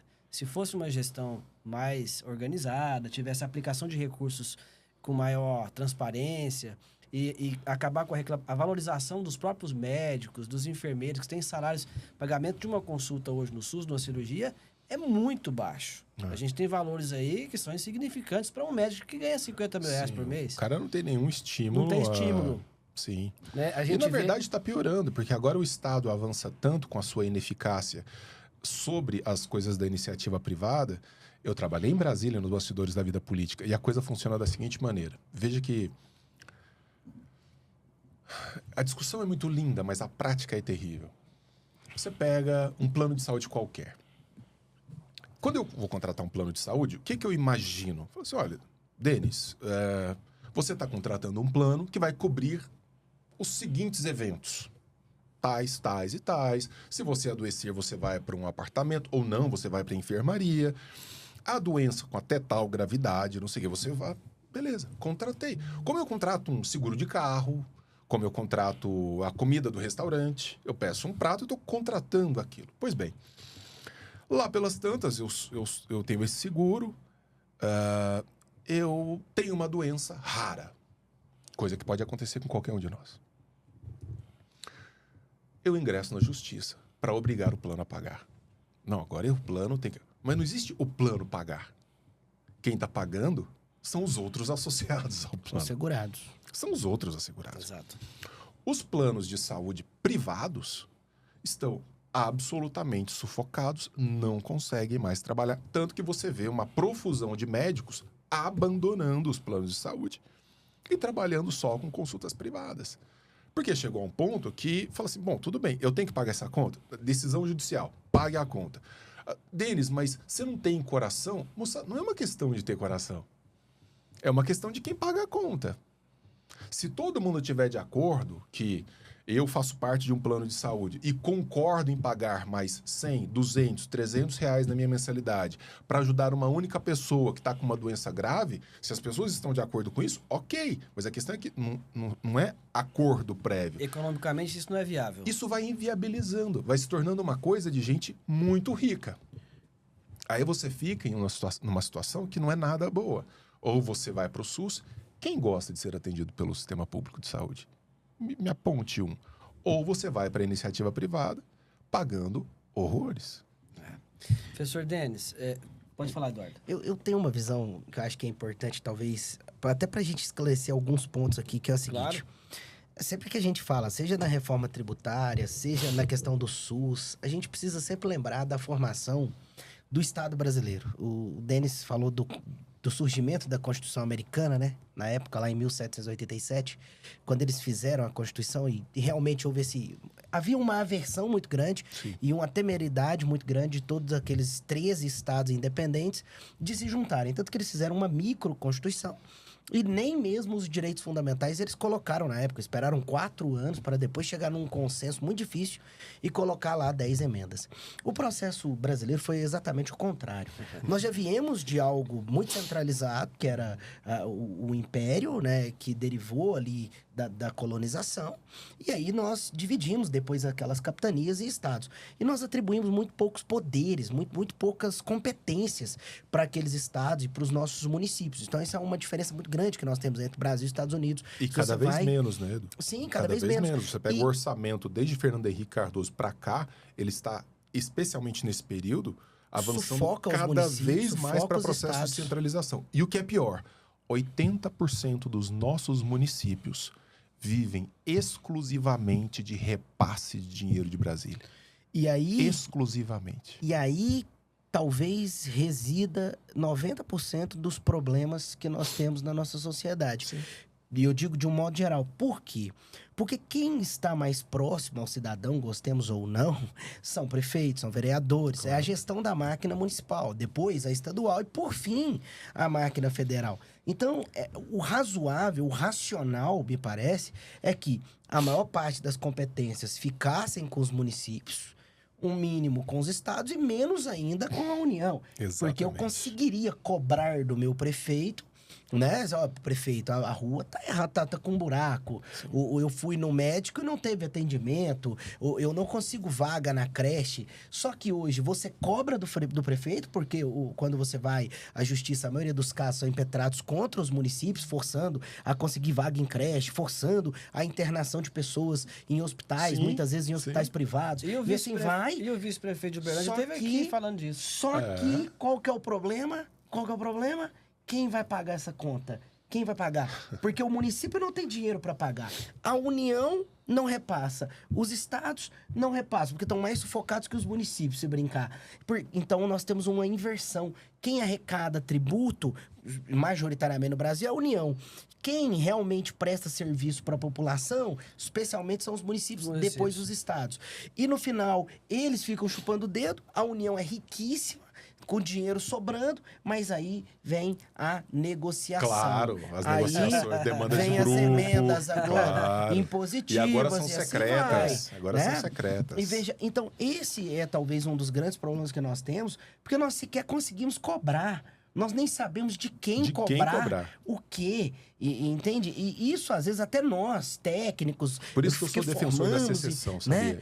Essa é uma tese libertária. Eu sou defensor eu sou um defensor da secessão. Nós temos essa dificuldade. Tinha que dividir em micro-regiões. Só para fechar, na questão da reforma tributária, porque existe, né, um monstro escondido dentro da reforma tributária que muita gente não percebeu, mas quem não percebeu, fique sabendo. Juntaram o ICMS e o ISS. Fizeram um casal que agora teve um filho, os dois irão morrer e só vai ficar o filho, tá? Só que deixa eu contar uma coisa para vocês. O ISS, queridos, era na margem de 3% a 4%, tá? Enquanto o ICMS era na margem de 20%, 21%, 18%, 15%. Ou seja, nós estamos falando de um outro imposto que era 7 vezes a mais do que o ISS. Por que eu estou dizendo isso? Olhem para a evolução econômica do Brasil nos últimos 30 anos. Qual foi o setor que mais cresceu? Prestação de serviços. ISS é imposto sobre serviço, sobre prestação de serviço. O leão vai comer o prestador de serviço. Isso não foi feito à toa. Parece que vai pagar menos. Vai pagar mais. Você pode esperar. Não pensem que o equilíbrio vai ser pegar o produto e jogar para a margem de tributação do serviço. Nananina, não. Eu duvido. Eu mudo de nome, né? Eu mudo de nome se isso acontecer. O que vai acontecer é pegar a prestação de serviço e jogar para a margem da da tributação de produto. Podem ter certeza. Anota isso aqui. Daqui a alguns anos nós vamos voltar aqui ou em outro lugar e nós vamos falar disso. Daqui 10 anos, não dou 10 anos, nós vamos estar pagando 20% em cima de prestação de serviço. Podem anotar. Era 3 a 4% agora, até 2024. Daqui 10 anos é de 20%. Pode anotar. Pode me cobrar. Eduardo tá bravo com a carga de impostos novas aí. E, lógico, com naturalidade. Professor Denis, mas aqui falando sobre essa questão de repasse de impostos, o vice-prefeito de Uberlândia esteve aqui e falou sobre isso. Falou sobre a questão de judicialização da saúde. Uhum. E que aí eles enfrentam uma dificuldade, porque quando judicializa contra a prefeitura. E a saúde, ela é solidária entre os entes federativos. Né? Ela tem que ser, ela vamos dizer assim, competência de todos os entes, do Estado, do município e da União. Mas na hora de pagar a conta, é o município que tem que pagar. Sim. É o município que está sendo demandado. Por mais que eles demandam também, reciprocamente, a União, né? Que eles sofrem ali o impacto disso e inclusive o impacto político, que a União não sofre. Claro. Porque fica ali aquela quantidade enorme de judicialização, a saúde do município cada vez mais precária, porque você tem que atender às decisões judiciais. Eu me lembro de um ex-reitor da universidade, Humberto, da Universidade Federal de Uberlândia. Não vou citar o nome também por questões... Não fui autorizado a citar o nome dele nesse caso, poderia expô-lo. Mas ele fez isso em rede de televisão ao vivo. Certo. Um membro do Ministério Público estava no pescoço dele por conta de leitos de UTI no hospital. E lá pelas tantas ele cansou, assim, e ele fez um desabafo ao vivo na TV que foi extraordinário. Senhor, manda prender. Eu não aguento mais. Eu não tenho de onde tirar. É muito simples para você, com base numa Constituição que foi pensada sem o financiador, quem vai pagar essa conta, dizer que eu sou obrigado a oferecer isso. Ok, eu não tenho a menor condição, como reitor da universidade, à época ele comentou, então manda prender. É só o que resta. Chega a esse ponto, desse gargalo. Em Brasília, eu cansei de ver, mas teve um caso que me chamou muito a atenção. Eu trabalhava no primeiro subsolo do anexo 4 da Câmara Federal. Eu fiquei ali por um ano e meio trabalhando. E saiu um deputado no corredor com mais uns 10 ou 15 prefeitinhos lá conversando. E abertamente, assim, se eu tivesse pego o celular, filmado, eu não teria nenhum problema. Mas ele disse assim, eu só peguei essa parte da conversa. Eu só quero saber quantos votos eu tenho em cada cidade para calcular repasse. Do contrário, eu não tenho como calcular repasse. Eu preciso saber de vocês isso. Nas próximas eleições, como é que vai estar a questão da minha votação. Então me mandem uma planilha. Eu me lembro assim de olhar a placa. Era um partido de gente que adora falar em Deus, Jesus, paz, amor, esperança, etc, etc, etc. Aí vai dizer assim, é corrupção? Não, porque você legalizou a imoralidade. Você legalizou o procedimento. Ética passou longe. Né? Passou longe. Antes ainda você tinha que prestar contas no sentido de para onde está indo. Agora nem isso mais. O cara baixa sigilo. Você tem presidentes. Esse presidente foi eleito criticando os sigilos que o presidente anterior colocava sobre atos públicos que deveriam estar expostos. Eu não entendo. Sigilo em coisa pública, a não sei que envolva segurança doméstica, ataque terrorista, armamento, não faz o menor sentido. Não. Agora, esse presidente está colocando sigilo sobre quem estava na lista do hotel pago com dinheiro público na comitiva de não sei o quê. Não faz sentido. Assim, faz sentido. Entende que não é um problema de direita e esquerda? Uhum. É de uma demagogia da classe política em geral, que contamina a classe política em geral e o brasileiro ama. Se olha, colocar os dois últimos presidentes de frente ao espelho, um vê o outro. Exato. Professor Denis. Exatamente. Agora, eu quero... Tem dois assuntos para a gente debater aqui, assuntos importantes que eu não queria deixar de falar. Primeiro é sobre a liberdade de expressão e a regulação das plataformas digitais. Nós temos aí um impasse, né, no que diz respeito a isso e duas correntes. Uma que diz o seguinte, quando você expõe as suas opiniões ou pratica, vamos além. Quando você pratica um crime através da internet, dos ambientes digitais, você tem que ser responsabilizado por aquele crime. Porque é indiferente se é fisicamente ou virtualmente, é crime e você teria que responder por ele. Por outro lado, existem as pessoas, inclusive ex-ministros do STF, que dizem o seguinte: você não deve combater a liberdade de expressão. Você deve punir quem pratica crime. E tem um outro ponto a respeito, eu quero que o senhor me fale das duas questões. Um outro ponto que é a respeito da desinformação. Aí querem também criminalizar quem divulga fake news. Aí também esse mesmo ex-ministro, ele diz o seguinte, que você não tem que silenciar as pessoas que fazem fake news. Você tem que conseguir um mecanismo de combater as mentiras. Sim. Qual que é o seu posicionamento em relação a essas duas questões? Quem é esse ex-ministro? Aires Brito. Poxa, o Aires Brito é extraordinário, sempre foi um poeta, assim, só para registrar, não sei se você sabe. Sim. É um poeta. Poeta mesmo. Sabia que você ia me perguntar. Poxa, não, fantástico. Eu não vi, quero ver depois. Vocês viram que mecanismo extraordinário o ex-Twitter inventou? O sujeito publica uma notícia e os usuários podem entrar e dizer, isso não é verdade, com base nos dados tais. Então, uma quantidade de pessoas entra e aquilo fica apensado à publicação original. Que coisa mais extraordinária do que essa? E democrática. Democrática, linda, que você expõe a ignorância da pessoa, você expõe a posição da pessoa, ela não tem o monopólio da posição. Impedir as pessoas de dizerem, eu não consigo entender como isso pode nos ajudar. O Stuart Mill, John Stuart Mill, ele tem um livro maravilhoso, chama-se On Liberty, sobre a liberdade, no qual ele diz exatamente o seguinte: se existe uma pessoa que pensa e diz coisas que contrariam todos os outros cidadãos de uma determinada civilização, essa pessoa tem que ter o direito preservado de fazer isso. Ou seja, nós não podemos depender para estabelecer critérios de verdade e de processo civilizatório. Essas coisas não podem ser objeto de voto democrático. Porque muitas vezes, e com uma certa frequência isso aconteceu na história, a grande maioria esteve errada nas suas posições e foi exatamente a impossibilidade de alguns outros poucos erigirem posição contrária que atrasou muito o processo de descoberta e de destruição de regimes totalitários. Hitler etc, foi etc. eleito assim. Foi pegar um exemplo assim. simples. Por ampla foi maioria. Exatamente assim. Por ampla maioria. Então eles falam assim, mas você defende ideias que nós consideramos completamente absurdas? Não, eu não defendo a ideia. Eu defendo que a pessoa tenha o direito de dizê-la.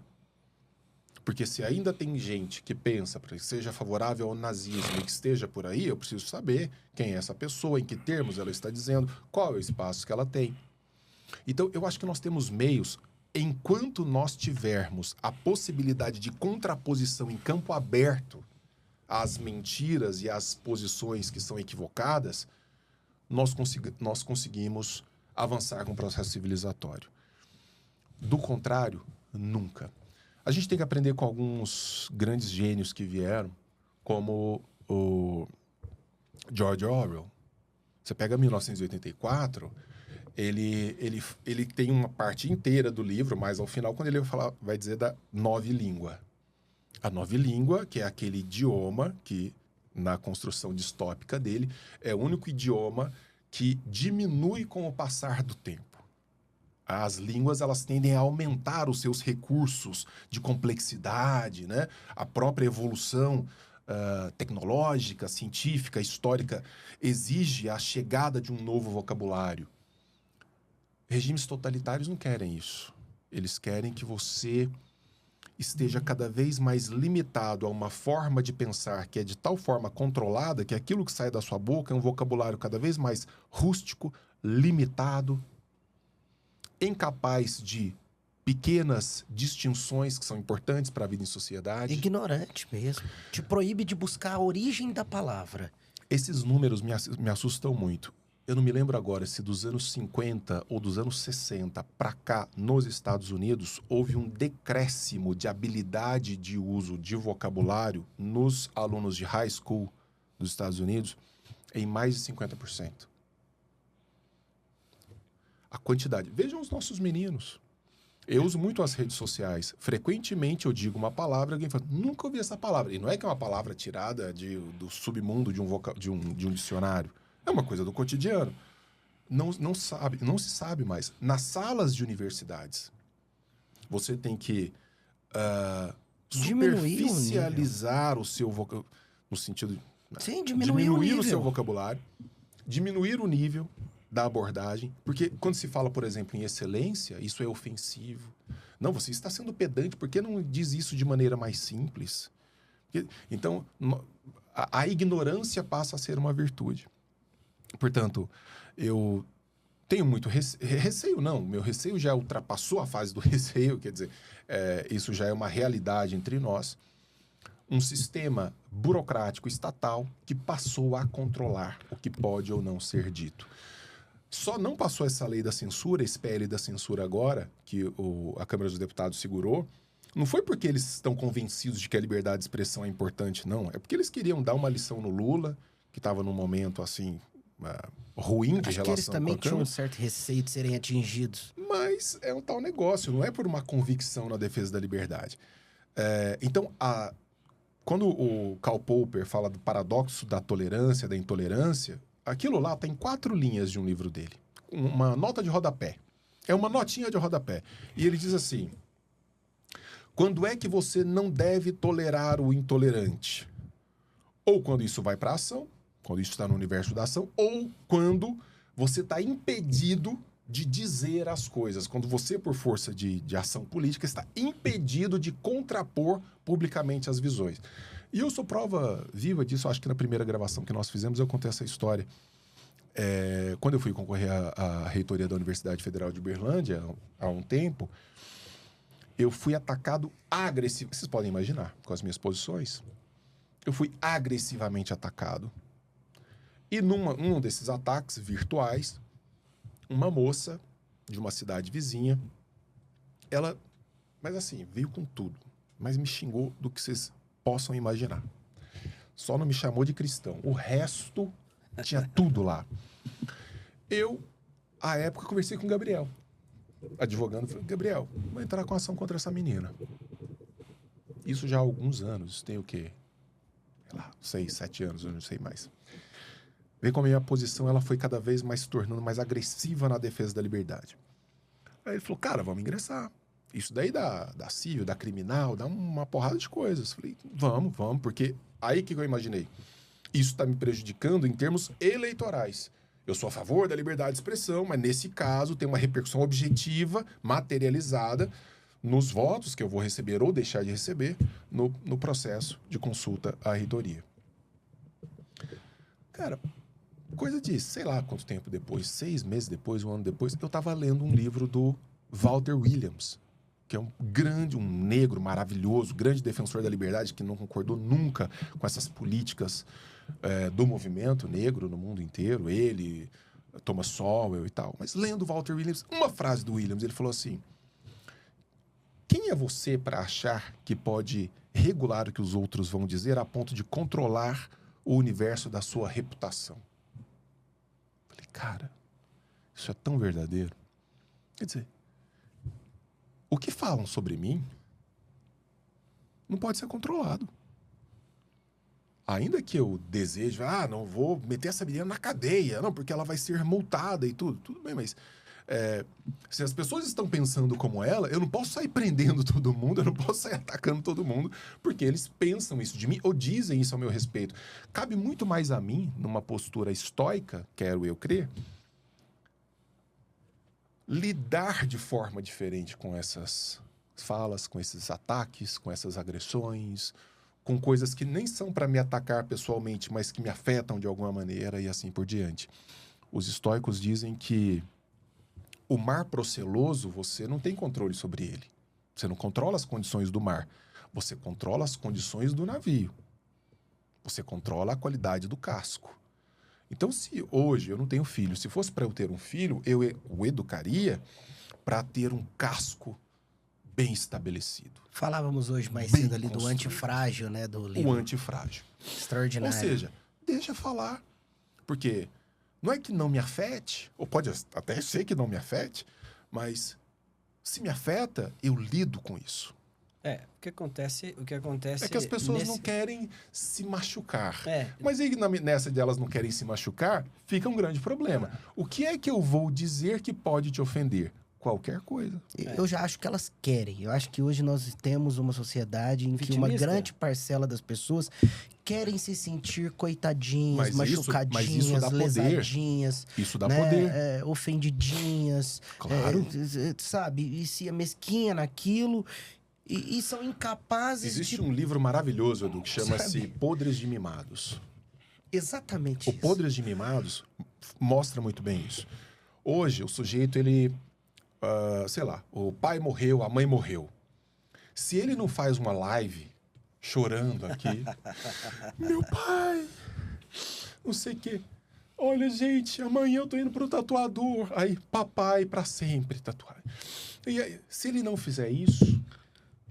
É como se ele não experimentasse a dor. Eu sou de um tempo no qual havia um certo prurido, até na expressão da dor. Eu nunca vi meu pai chorar. Mas não é que meu pai nunca tenha chorado. Porque minha mãe, às vezes, vinha e falava assim, pô, seu pai chorou ontem em tal lugar. Cara, mesmo, nunca vi. Porque existe um certo respeito pela vida íntima. Eu não falo para vocês tudo que eu falo para minha esposa. Eu não troco com vocês confidências que eu troco com a minha esposa. Eu tenho uma vida íntima. Eu não exponho publicamente tudo que eu penso. Mas boa parte do que eu penso... Mas imagina se eu colocasse tudo para mim, não estaria aqui agora. Então, imaginem vocês que amizade nós teríamos se tudo que você pensa sobre todos que estamos aqui fosse exposto vividamente. Agora, quando isso passa a ser pago com atenção, com dinheiro, com mídia, com uma série de benefícios que a sociedade traz por você eviscerar a sua vida privada, e já não há mais separação vida pública e vida privada... Quando você se vende, né? Quer dizer, você está estimulando um comportamento. Então, você precisa sentir essa dor pública, você precisa gritar. E aí, em sociedades que... Quanto mais grupos gritam, mais favores à custa dos outros eles têm, leva quem grita mais. Então o cara fala assim, eu sou da comunidade negra, vocês têm que pagar o que vocês fizeram pelos meus ancestrais. Aí na minha cabeça eu falo assim, caramba, né? Mas tem muitos ancestrais de outros povos que também foram... Porque a escravidão não foi inventada no século XVIII, certo? Que foram escravizados, que sofreram, que foram chicoteados, que foram maltratados. A gente vai pagar aqueles lá também? Não, não. Veja como eu sou mais articulado e grito mais alto. Ah, aqui. Os outros não têm a mesma mídia? Não, mas eles não mereceriam também? Mas se eles merecem, por que todos não merecem? Desde quando a escravidão foi pensada, né? E aí nós vamos ter que voltar em proto-história humana. Então, quer dizer, o Thomas Sowell chama isso de vitimólogos profissionais. Você tem que ser vítima e você precisa de um algoz claro. Eu conversei com um cara uma outra vez, do governo Dilma, que ele era representante do movimento negro. Ele veio a Uberlândia um tempo, quando eu tinha um cargo diretivo na universidade. E a gente foi discutir as cotas raciais. Esse cara, no privado, conversando comigo, um doce. De uma gentileza. Professor Denis, pô, que legal. Mas assim, parecia um irmão de longa data. Professor, hoje à noite eu vou fazer uma palestra no movimento fulano de tal, na quadra fulano de tal. Aparece por lá. Esse cara palestrando, eu saí de fininho nos primeiros 5 minutos porque eu achei que eu fosse espancado. Por causa de cor de pele. Mas eu entendi que esses caras não vivem da solução do problema. Eles vivem do problema. O problema tem que ser mantido vivo. Senão eles morrem. Exato. Senão, o dinheiro não entra, a atenção não entra, o poder político não entra. E isso hoje também, você pode ver isso dentro do micro, porque a gente fez uma análise do macro, mas dentro do micro, se você olha, hoje as pessoas, elas se colocam assim o tempo todo. Eu pego, por exemplo, o exemplo da universidade. O aluno vai mal em uma prova. Ele não busca a culpa, por exemplo, no fato dele não frequentar as aulas, no fato dele não estudar. Não, tá na fato... ancestralidade de não sei o quê. Não, a culpa é do professor, que é opressor, que é rígido, que é duro, que não considera, que não leva em conta de onde ele veio, o que ele faz. Então, assim, são coisas absurdas. Eu tenho fama de ser um professor muito rígido e de fazer, por exemplo, vários tipos de prova para evitar que os alunos colhem. Veja que absurdo. Eu não quero que os meus alunos colhem nas minhas provas. E eu tenho má fama por isso, né? Porque eu não quero que eles colhem. E eu sou opressor, eu sou conhecido. Eu sou um liberal. Libera isso. Então, não, mas eu já dei prova livre. Tipo, eu já dei essa prova. Mais ou menos. Eu já dei essa prova livre, que era assim, ó. Todo mundo poderia consultar qualquer coisa, mas aí ninguém conseguiu fazer a prova. Eu desisti de dar a prova assim, porque para essa geração não é possível. E aí, essa vitimização, ela traz respostas que distorcem completamente o que a gente deseja para a vida em sociedade. Por exemplo, hoje você não tem mais as competições em escolas que não premiam todo mundo. Não é verdade? Então, assim, você tem lá... Assim, todo mundo ganha medalha. Os menininhos estão lá. 50 meninos vão participar de uma corrida, não sei o quê. É discriminatório. Isso machuca a sensibilidade da criança. Que tipo de vida que você acha que esse menino vai ter? Esse é um menino que não aceita não na vida. Esse é o menino. E o que mais tem na vida é não. A nossa vida, um sim que você recebe é uma coisa extraordinária. A vida é dor, é angústia, é sofrimento, é não, é lidar com gente boçal, é com chefe chato, insuportável, não trabalhar sempre com o que você gosta, e mesmo assim, uma coisa, quando você gosta, tem dias que você não quer sair de casa. Esse menino, ele foi educado para achar o seguinte: não, eu fiquei em 50º lugar, mas fui merecido pelo simples fato de existir. Preciso melhorar, ano que vem eu quero dar uma posição melhor. Não tem isso, não precisa. E aí você cria as bolsas, os auxílios, etc. Agora, pensa no que políticas públicas estão estimulando. Ainda num livro de Thomas Sowell chamado Justiça Cósmica, recomendo demais, Justiça Cósmica de Thomas Sowell. Ele diz assim: uma certa parte do mundo começou-se a verificar que, por conta de políticas afirmativas, de cotas, um determinado grupo da sociedade, Ilhas Virgens alguma coisa, eu não sei qual país, mas Ilhas Virgens alguma coisa. O que eles começaram a verificar? Que os meninos nascidos em famílias que já tinham, por força de lei, um acesso otimizado a emprego, vaga em escola, certos favorecimentos estatais, esses meninos começaram a responder de que maneira? Com notas cada vez menores, com esforço cada vez menor, com prestação de trabalho cada vez menor. Então, quer dizer, os índices que antes, né, indicavam um crescimento, porque, peraí, então eu tenho que ir atrás, quer dizer que eu tenho que construir isso, eu não tenho nada me resguardando, então eu vou para cima, eu vou trabalhar. Não, mas peraí, mas já tem uma cota aqui que você já parte com 50% da nota. Ah, sério? Quem de nós não relaxaria? É uma pergunta retórica que eu tô vendo. Quem de nós não relaxaria? Qual é o efeito disso? Punir o sujeito que é bom, por ser bom, a partir de características exteriores que não dizem nada de ninguém, e privilegiar uma certa visão que, na verdade, vai condicionar a vagas privilegiadas pessoas que não deveriam ocupar se nós pensássemos em termos de competência e entrega.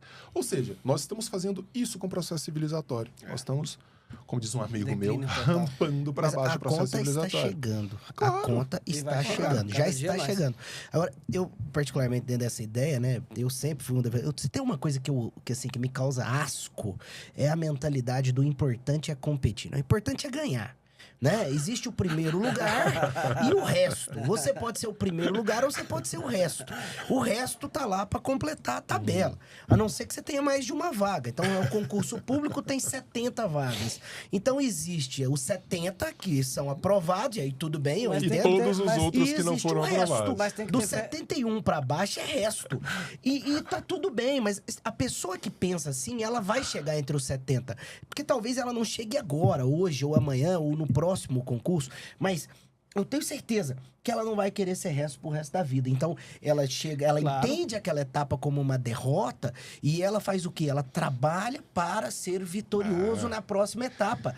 Agora, quem se entende como vitorioso sem ter obtido vitória, ou seja, tendo obtido uma derrota, depois não consegue entender que precisa mudar, que precisa fazer mais para chegar à vitória. Por isso que eu não gosto dessa mentalidade. Por isso que a justiça... meritocracia.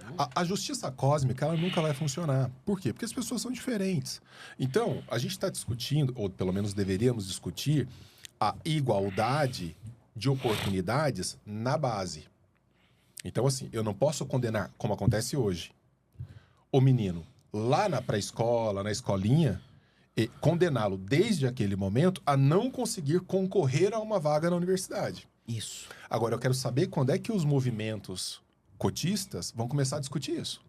Brigar por educação de qualidade. Não vão. Creche de qualidade. Não vão. Por quê? Ensino de Porque qualidade. se você faz isso, você desloca o problema que dão a eles protagonismo, que dá a eles protagonismo. E possivelmente esse problema não existirá na hora de entrar na faculdade. Não, peraí, você Daqui já 20 anos você acabou com esse ciclo. Você elimina, claro. né? Se eu tô, por exemplo, É tirando... o que a Coreia do Sul fez, inclusive. Claro, você pra dar aposta lá na exemplo real. base. Então, o menino que é filho de empresário e o menino que é filho de empregada doméstica, eles estão numa escola de qualidade semelhante.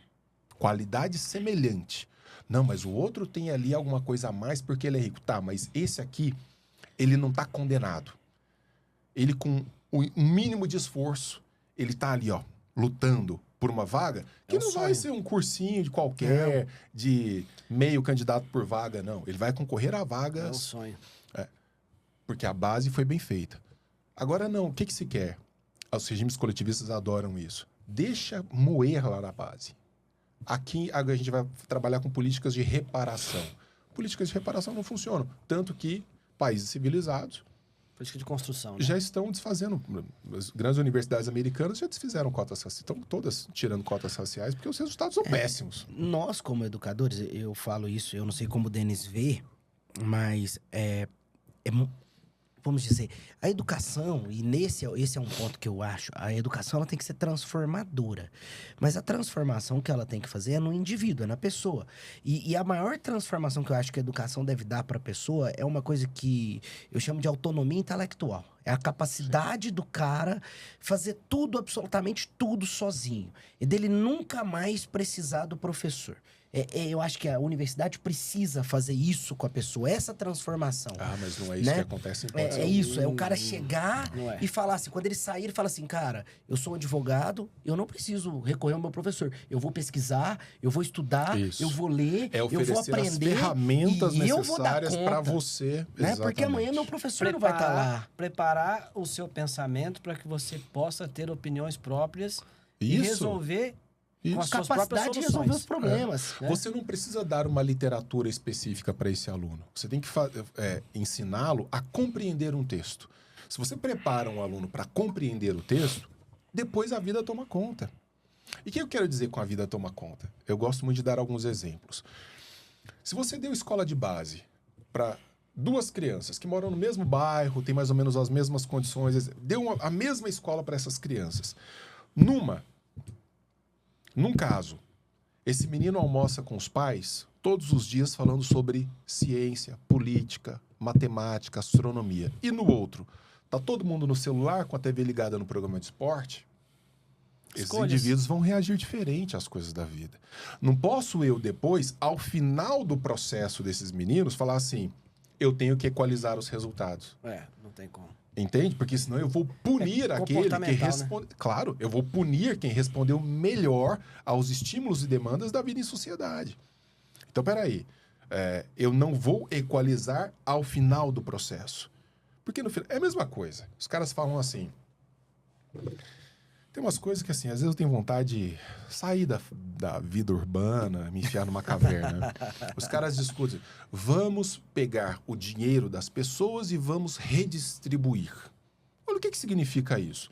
Nós somos aqui 20 pessoas dentro desse estúdio, o pessoal ali atrás. Pegar o dinheiro de todo mundo, colocar aqui sobre a mesa e vamos distribuir por igual. E vamos para as ruas. Uma semana depois, tem um pobre já pedindo dinheiro emprestado, o outro que já acumulou uma grana e que vai fazer fortuna, o outro que vai ter uma vida modesta porque se organizou melhor.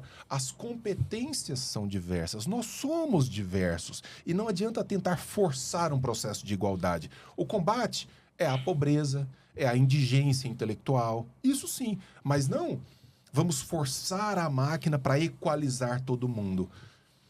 Esse é um discurso romântico que nunca vai funcionar. Muito bonito com formigas ou com abelhas. Lindo. Não vai funcionar. Nem lá funciona assim, né? Lá é por classes tem aqueles também, que respondem melhor, respondem pior. Com certeza. Aí eu vou te falar, nessa vamos falar de aborto. Credo. Nessa distribuição de renda financeira que você disse, ainda vai ter aquele cara que vai montar um banco para tomar conta do dinheiro dos outros. Claro. Eduardo. E ganhar muito vai dinheiro, ganhar dinheiro em cima. Eu sempre falo pro meu pai, junta que eu quero gastar. Você junta que eu espalho. Agora, o nosso tema, no nosso primeiro podcast, a gente não conseguiu falar desse tema porque ele não estava sendo discutido naquele momento. Mas agora nós não podemos deixar de, nessa oportunidade, falar sobre isso e trazer aqui a sua opinião a respeito dessa discussão sobre o aborto. Como você sabe enxerga que esse isso? tema, especialmente para liberais e libertários, é um tema hipersensível, porque não existe acordo dentro dessas correntes de pensamento, nem lá dentro. Sim. Há liberais e libertários que vão de abortistas a qualquer tempo a não abortistas desde o momento da fecundação. Então é um debate muito complicado, porque ele envolve questões que ultrapassam elementos técnicos, envolvem concepções fortemente religiosas, culturais, etc, etc. Eu fiquei particularmente muito assustado com a proposta desse PL, de colocar a menina como duplamente penalizada, né, por não ter decidido até um certo tempo da sua gravidez por retirar a criança, por retirar o bebê. Mas eu falo por que eu fiquei duplamente assustado. Primeiro porque, conhecendo os bastidores da política como eu conheço, essa não era um PL que realmente fosse motivo de preocupação da Câmara Legislativa. Ele foi lançado como um boi de piranha para que as pessoas começassem a atacar desafetos políticos, especialmente contra o governo. Ou seja, foi um expediente utilizado e que funcionou muito bem. Pautou o Brasil inteiro. Pautou todo mundo tratando disso, e nem era essa a intenção, era só expor. Porque o Lula tem posições dúbias com relação ao aborto e tal, etc, etc. Queriam colocar o governo com, vocês são assassinos de criancinhas e não sei o que, abortistas. O efeito colateral foi maior. Porque, na verdade, passou-se a discutir seriamente isso, e eu tenho um posicionamento que é olhar para a realidade como ela é. Você, na minha modesta opinião, posso estar errado, é só a minha opinião. Num país miserável como o nosso, no qual a esmagadora maioria dos crimes sexuais acontecem dentro de casa, muitas vezes por pai, padrasto, tio, ali. Pega uma menina de 6 anos, 8 anos, 10 anos, 12 anos, estupra, às vezes de maneira sistemática. Uma menina que nem sabe o que está acontecendo exatamente. Essa menina aparece grávida e ela se envergonha. Ela só vai se manifestar quando alguém, quiçá, talvez, vai olhar para ela e vai ver que o corpo dela está mudando. E, de repente, já é tarde demais, segundo a determinação de uma lei, e ela agora com 10 anos, 12 anos, ela está condenada a carregar essa criança, fruto de uma violência inominável, e se ela resolve tirar, ela vai responder por crime de assassinato e vai ter uma pena superior à pena do estuprador Olha, eu sou um cara frio, mas eu nunca chegaria a esse ponto. Nunca chegaria a esse ponto. É assustador. De fatos concretos. Eu entendo que a vida do bebê é uma vida importante, é uma vida que tem que ser preservada na medida das possibilidades sempre, mas existem contingências fáticas, especialmente num país pobre, miserável como o nosso, de pouquíssimo acesso à instrução, à educação, que colocam essa limitação temporal como um duplo fardo muito difícil de se carregar. E não é que a gente está falando por hipótese, não. Nós estamos falando de fatos. E aí nós estamos falando de pessoas que lidam com isso diariamente, médicos que lidam com isso diariamente e que vão dizer, olha, lindo na teoria, né? Olha, você foi estuprada, você tem 10 anos, 11 anos, então você tem até quantas semanas? 22 semanas? 22. Você tem até a 22ª semana para tomar uma decisão. Não, senhor, mas esse caso veio, eu já tô com 25, agora que eu tive coragem de colocar isso para minha mãe. Cara, eu não consigo. Você é contra, então, esse projeto de lei? Eu sou contra o projeto de lei e sou de modo... Eu nunca falei isso, tá? Porque, assim, o tema aborto, ele, para mim, acho que as pessoas... Elas saem de uma caixa de irracionalidade e se tornam seres irascíveis. Você, imediatamente, de um professor passa a ser defensor de assassino, etc, etc. Mas o meu posicionamento sempre foi o de não defender o aborto a partir do momento em que o feto se torna senciente. É uma tese defendida... Córtex cerebral. 12 semanas. Eu sou péssimo com matemática, são 3 meses. Isso, 3 meses 12 semanas. É isso, né? Que é mais ou menos a medicina se estabelece como, a partir dali, nós estamos falando de um ser senciente. Portanto, dotado da capacidade de experimentar sofrimento. Existem filósofos de bioética que vão muito nesse sentido, como Peter Singer, né, que fala muito sobre também os direitos dos animais, como aqueles que são capazes de sentir dor, de experimentar sofrimento. Então, eu particularmente sou dessa posição. Ou seja, antes disso, potencialmente, aí eu vou usar uma categoria aristotélica, né, é um ser humano apenas em potência, e aquilo que é em potência não é em ato, portanto, né, ali você tem células que estão se rearranjando a ponto de eventualmente viabilizar uma vida. Nesse momento, a mãe decide retirar e tudo. Eu falo, ok. Veja, eu não estou falando em caso de violência sofrida pela mãe. Estou falando no curso comum da vida. Engravidei. Meu Deus, e agora? Não sei o quê. Você teria esse tempo. Um aborto voluntário em si. Isso. Até esse período, eu acho que faria total sentido. Depois de ali, eu já teria alguma resistência, mas não quer dizer também que não estaria disposto ao debate. Agora, mediante violência... Mas é bem razoável a sua posição pelo seguinte: os principais critérios sobre o início da vida adotados pela medicina contemporânea, não que não hajam outros respeitáveis e defendidos, mas os principais giram em torno do sistema nervoso. O sistema nervoso central com cerca de 2 semanas, que é, por exemplo, utilizado pela legislação brasileira, que permite o desligamento de aparelhos de quem tem morte cerebral e que também ensejou aquela decisão do aborto do feto anencéfalo, que é quando você já não tem um sistema nervoso central operante. Se ele não é operante, você está morto, desliga seus aparelhos. A mesma coisa serviu para dizer, olha, o feto anencéfalo não tem sistema nervoso central, ou se tem, ele é inoperante. Logo, também está morto, por isso justificaria-se o aborto. Isso está na lei brasileira, na lei de transplantes, e também numa resolução do Conselho Federal de Medicina. E o outro critério, que é esse que você apresentou, que está, inclusive, recomendado pela OMS, que é o critério da formação do córtex cerebral, que exatamente vai marcar aí a senciência, né? Isso. E são os critérios mais respeitáveis, ou pelo menos mais utilizados, vou dizer assim, na medicina contemporânea. Não estou dizendo que está certo ou que está errado, eu nem médico eu sou, para poder entrar nisso, técnica, né? Na verdade, quando você lança um olhar pela história, na proto-história da Grécia, qual que era o método utilizado para reconhecer a viabilidade e o momento no qual um indivíduo passa a ser detentor de direitos e deveres dentro da vida da polis, dentro da vida em sociedade? Ele nascia, não era durante o processo de gestação. Ele nascia, o patriarca da família o pegava no colo, olhava Isso está em Fustel de Coulanges, que é um livrinho maravilhoso, que vocês todo mundo direito. Olhava, tá tudo lá certinho, bonitinho, cabecinha no lugar e tudo, ok. Só aí apresentava-se essa criança, esse bebê, ao fogo dos ancestrais da família, aos numes da família, que são os membros ancestrais que eram os que faziam o contato com os deuses, né? Acreditava-se assim. E a partir dali é como se... Então, agora nós temos um membro da família. Não, Denis, e se não fosse esse reconhecimento? Leva para o mato, pisa na cabeça ou deixa um bicho comer. Então, no curso da história, nós estabelecemos diversos critérios de reconhecimento do momento no qual uma criança passa a ser detentora de direitos, né? Que ela deve ser protegida pelo ordenamento jurídico ou por princípios filosóficos.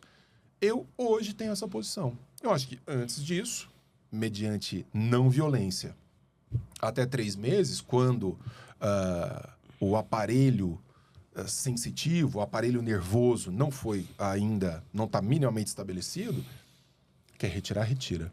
Agora, mediante violência, estabelecimento de prazo, eu não tenho estômago para isso. Eu tenho um posicionamento muito parecido. Assim, pessoalmente, né, até por questão religiosa, sou contrário ao aborto. Porém, acho que a gente nunca deve impor nossas visões pessoais ao grupo. E exatamente por isso, eu sempre me identifiquei como liberal e, a meu ver, o aborto, politicamente falando, jamais deveria ser criminalizado. E eu tenho um posicionamento talvez até mais severo do que o seu, porque eu adoto a viabilidade da vida extrauterina. Eu ainda sou adepto do critério do Orquiniano, e expressamente, já defendi isso em textos, então quem já tenha lido algum texto meu sabe disso, que eu sempre defendi essa possibilidade. Mas hoje eu penso que é uma visão assim política, óbvio, né? Nós temos antes, como juristas, nós temos que respeitar a lei e respeitar a Constituição. Eu não posso querer impor minha visão política, assim como eu não posso impor minha visão religiosa. Né? A discussão religiosa, ela tá tanto que, quando você olha para os propositores do PL, são fundamentalmente aqueles caras reacionários, da igreja, bancada da igreja, etc. Evangélica, católica, né? Etc. Por quê? Porque não é uma discussão política, é uma visão religiosa. De qualquer vida deve ser mantida a qualquer custo. E isso é muito complicado, porque, veja... E eu não concordo com isso, só para concluir. Não concordo com isso. Quando a gente olha para a questão jurídica da coisa, né, o direito ele tem a árdua tarefa de enfrentar casos terríveis, os casos, né, que envolvem aborto, de um modo geral, são casos muito horríveis. Não importa a natureza do aborto, não importa. Debate difícil, né? Porque a gente olha, tudo bem, para o estupro, a gente olha para aquele caso em que a mãe está com a vida ameaçada. Veja, esses casos por si só são horríveis, mas os outros que levam ao aborto voluntário, mesmo sem nenhum tipo de violência ou ameaça à vida, também são casos horríveis. Você vai sempre perceber que a mulher ela estava inserida em algum contexto que o que leva ela a abortar, normalmente, via de regra, não é um cenário maravilhoso não em que ela está... Não tem mulher, né, que vai abortar feliz, ninguém, né? Vou lá, olha que maravilha, vou lá. Comemorando isso. Sabe-se, né, da repercussão em nível psicológico que isso tem para a vida da mulher, né? Abortar. Então, eu acho isso realmente muito complicado. Mas, bom, eu ia dizer uma coisa, me escapou aqui agora. Enfim, é um debate muito sensível, muito complexo. Agora, da forma como foi proposto, né? De maneira atabalhoada, para agitar uma certa visão de política brasileira, muito mais relacionada à oposição versus situação. E não um debate sério, que realmente precisava ser feito naquele momento. E para mim, inconstitucional, só para registrar. Não importa a razão. Inconstitucional por quê? Porque se você estiver falando do caso em que a vida da gestante está em risco, não tem como ela falar, só vou ficar em risco até 22 semanas. Daqui para frente não fico mais em risco. Eu me lembrei de um caso ali... no caso do estupro, porque ofende a liberdade sexual da vítima. Me lembrei do que eu queria falar. Uma vez eu participei de um congresso de ética com uma diretora de hospital UTI neonatal. Era sobre exatamente vida, não vida, até onde vai, até onde não vai. E ela comentou o seguinte, falou, a gente está entrando num momento da vida em sociedade muito complexo, que é, Estamos avançando em termos técnicos a ponto de viabilizar a existência da vida, não sabe em que condições? Por meio de remédios, procedimentos médicos, etc, etc. Então, às vezes, aquilo que antes, ou aquela vida que antes seria abortada naturalmente, hoje nós temos métodos artificiais de ir lá, você enfia a agulha no bebê e mantém esse bebê respirando. Então, ela falou uma coisa muito forte do tipo, um hospital de UTI neonatal é uma das coisas mais tristes do mundo. Por quê?